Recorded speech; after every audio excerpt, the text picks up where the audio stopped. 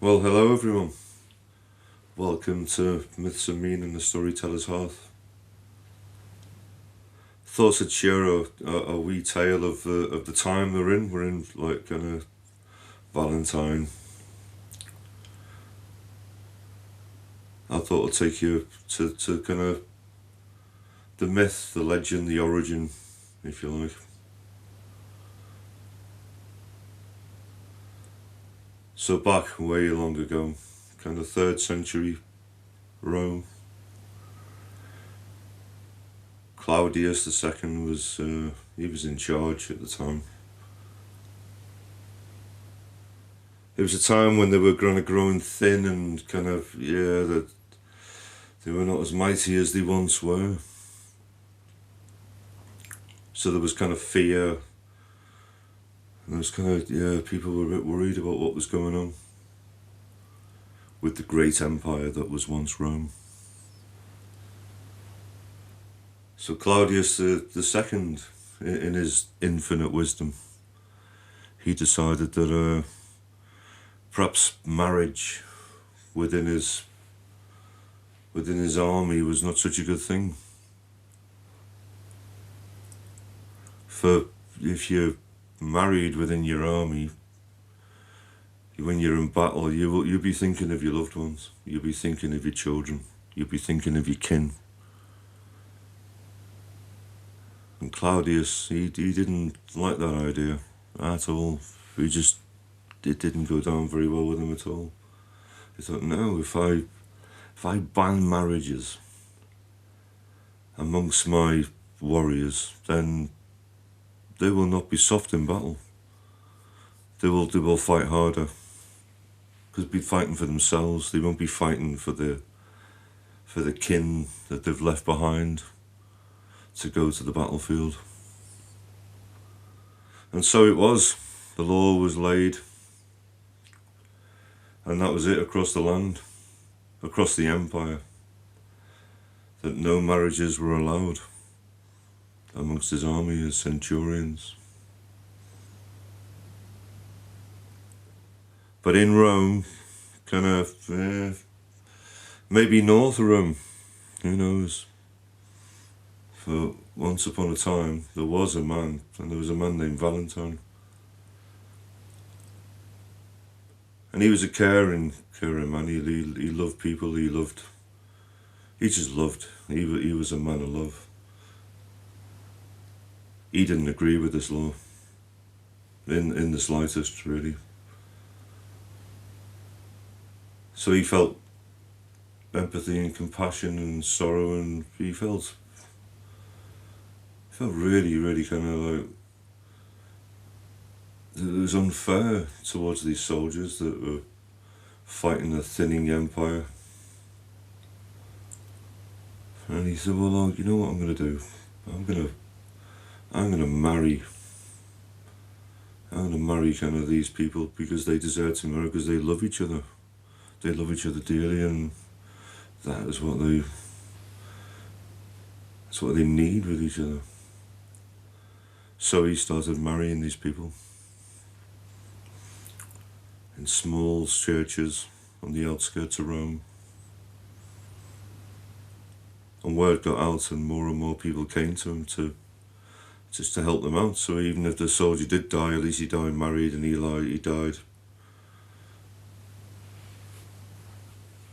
died in marriage to his loved one.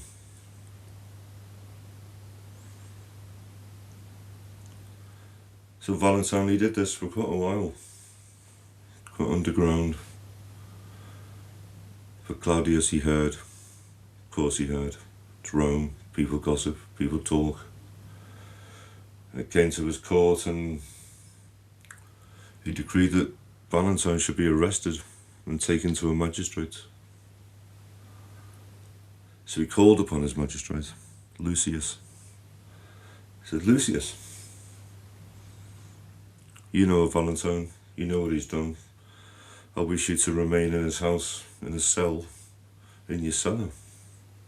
For in them days, magistrates, there was no court, there was no public cells, it was all within house.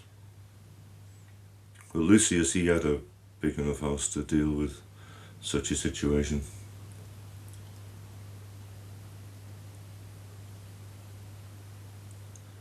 So Valentine was arrested and taken to Lucius's house and taken downstairs to his cellar, into his cell. But Lucius, he had a daughter, and his daughter was loving and caring and beautiful and smart and bright, but she was also blind.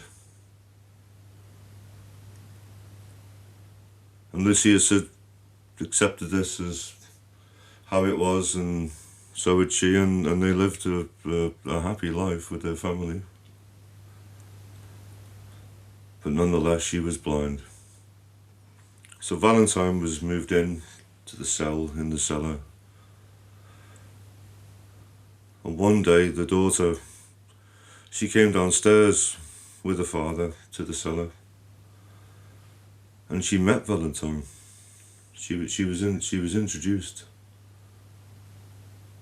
And the father went out further into the cellar to gather himself some mead. And she got chatting to Valentine. And she found him a deep and loving man. And it struck her.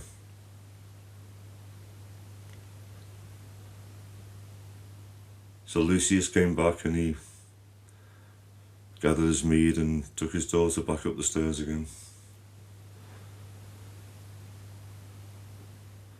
But while the mead was being shared, this girl was intrigued, and she knew her way around her house. She knew, she was smart, she was clever. So down she went back to the cellar, and again she talked to Valentine. And they chatted and they got to know each other really, really well, waiting for his trial. And all the times they spoke and all the times they shared, and she kind of felt that her eyesight was getting better. She could see more. It's like things were becoming just not dark, but blurred. And the chats came on, and she had to eventually share what she was doing with her father. She went and said, "Look, Dad, I've been talking to Valentine, and we've shared our knowledge, and he's shared his knowledge to me. We've shared our perceptions, and he's got a good way, Dad. And what's happening is that my eyesight I'm regaining my eyesight."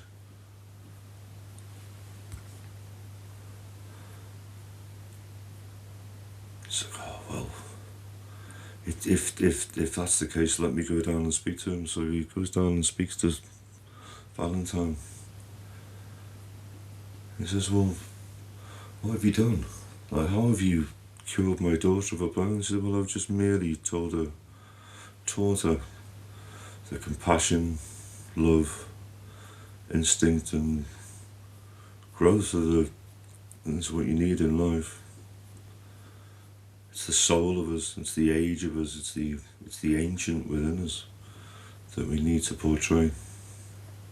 He says, "Well, I can't thank you enough. You've cured my daughter's blindness. This is incredible. She is able to see, and she says it is improving day by day. So it's a miracle." So he goes to Claudius and says, "Look, Valentine, he's actually the real deal, man. This guy's a dude. He's cured my beautiful daughter of her blindness, and we are whole, and he has created it so." But Claudius, he was having none of that. He was like, no, he went against me. He totally went against me. Not having that. And he was going to be executed. That's it. He's a goner. So the day of the execution, outside the city walls, on the northern road from Rome, Valentine was executed. But before he was executed, before he was beheaded, everyone had a right to say their final piece. And Valentine, he didn't say a word. He just wrote on a piece of paper a wee letter on the 14th of February, and it ended, "Love, Valentine," to the wee girl that he helped regain sight. He helped regain sight. But more importantly, he helped regain heart. Because without a heart, she wouldn't not have been able to be cured of blindness. And as was us, without our hearts, how would our decisions be? For it to be in our mind and our mind only, who knows what that outcome